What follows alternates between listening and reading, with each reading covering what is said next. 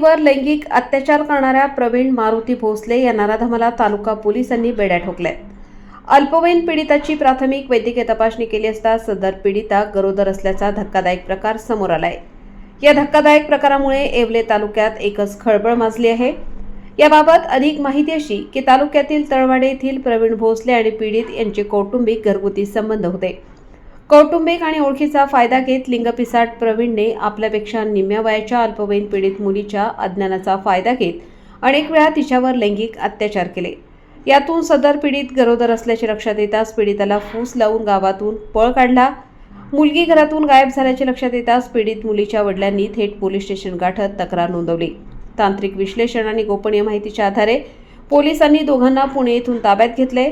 तालुका police ठाण्यात संशयित आरोपी विरोधात कलम 137, 2, 65, 1, 87 आणि पोस्को अंतर्गत 4, 8, 12 प्रमाणे गुन्हा दाखल करण्यात आला असून आरोपीला येवला न्यायालयात हजर केले असता 3 दिवसाची पोलीस कोठडी देण्यात आली आहे.